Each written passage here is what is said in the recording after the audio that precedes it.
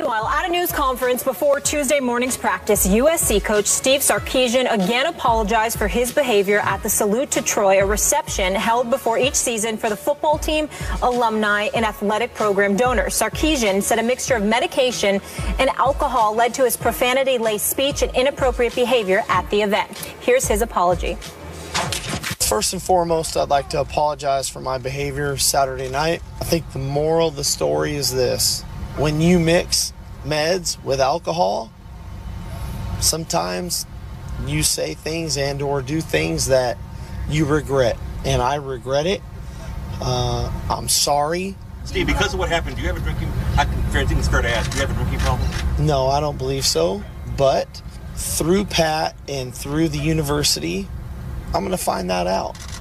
You know, I'm going to go to treatment. I'm going to deal with it. I don't know if I even need rehab. That's part of the process. There was alcohol in our coaches' locker room after great wins, one way or the other.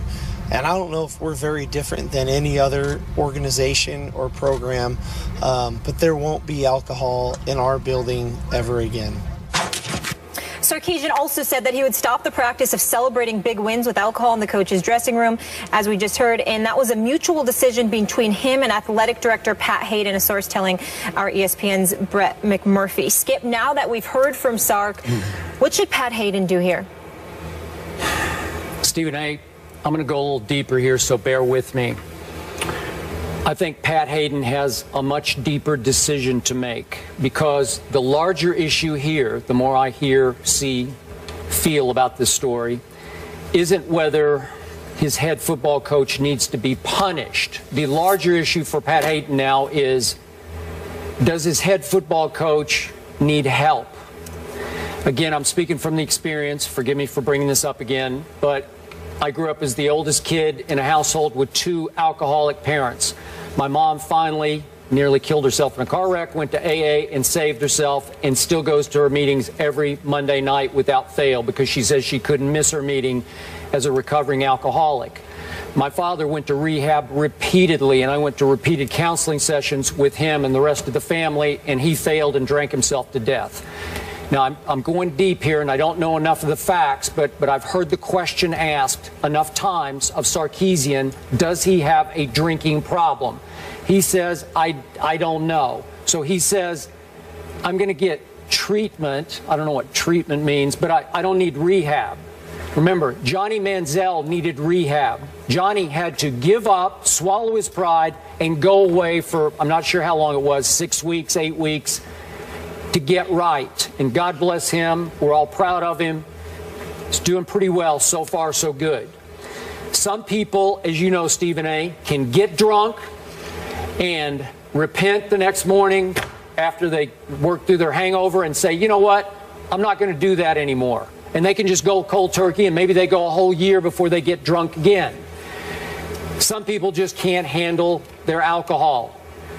There have been reported incidents involving Sarkisian in the past where you start to wonder, does he have a problem? And I think Pat Haden, as his friend, he's a close friend of Sark's as well as his boss, is going to have to make one of those tough love calls here. Does his coach need more than a visit to the psychiatrist? Does he need more evaluation than that? Does he have a problem? Because it often requires tough love, you know, some sort of, it requires family members or close friends to stage what they call an intervention to say, hey, you need help. And that would have to come from Pat. Obviously, as we keep putting in the context, they have a loaded football team, ranked 8th in this latest, what was it, the AP poll? Yeah. So they're 8th in the country. Most people think they're going to win the conference going away. Could they compete for a national championship? Is his job maybe kind of on the line, or some of the USC faithful starting to wonder about him? All I know was that was such an embarrassment for the university, because that was such a key moment in the season. And remember, he's going to have to speak to Trojan clubs around the Southland, where you are right now, the Los Angeles area. Every week he probably is scheduled to speak to another Trojan club. So they're going to have to either get him right, get him help. Something's going to have to change other than just our off the top of the head reaction the other day of, oh, suspend him for the first game. Well, to recovering alcoholics, that could be offensive because it may run deeper than just that. Your thoughts? Well, my thoughts initially are, obviously, as always, I appreciate your candor, your honesty, and how open you are about what ailments affected your family. I know how deep that runs for you, so I deeply appreciate you sharing that. That's number one. Number two, I believe that Steve Sarkisian, I believe his contrition was genuine. I think that he was sincere. I think that his apology was legit. I think he meant it. I do believe that he's sincerely ashamed of his actions, particularly how it reflects on Pat Haden and the USC Trojans program. I think all of those things are true.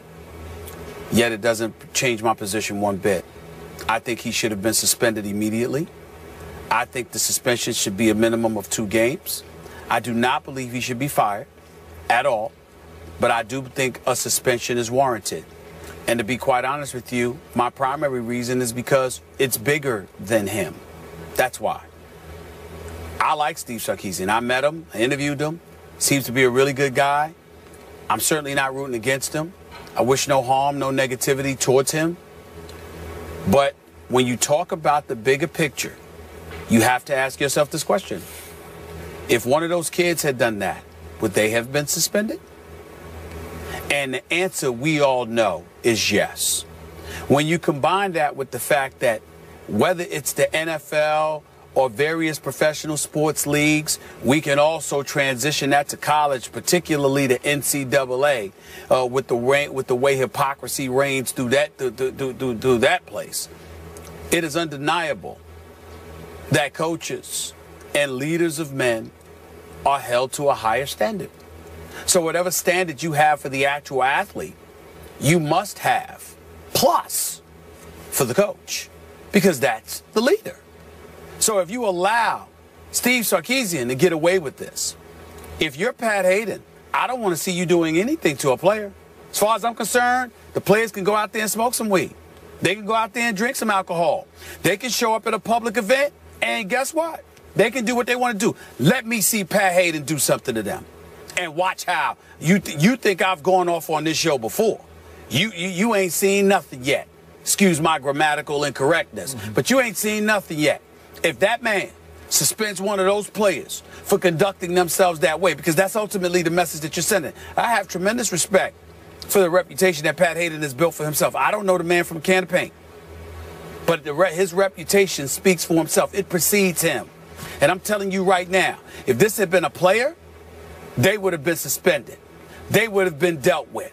So why does the coach get a pass? Because he's your friend?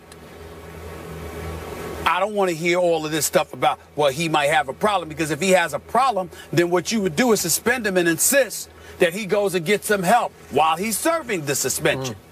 No, what they're bringing up is the fact that they're also very close. I'm reading Bill Plaschke's column in the LA Times, and C.L. Max Nikias, the president for USC, they're talking about how he's got to make a decision about this. My whole point is, if it was anybody else, Pat Haden would have leave it up to him.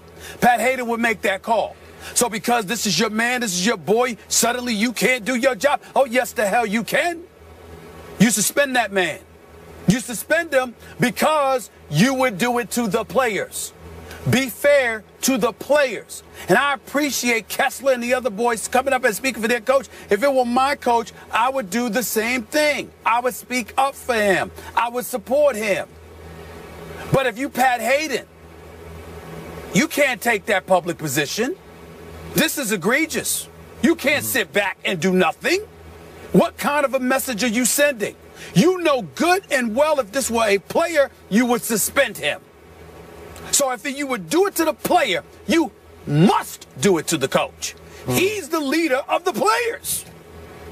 It's that simple. I'm not wishing anything on Steve Sarkisian. I will root for USC. I will hope that they have a great season. I want him to come back and do a great job if he were to get suspended.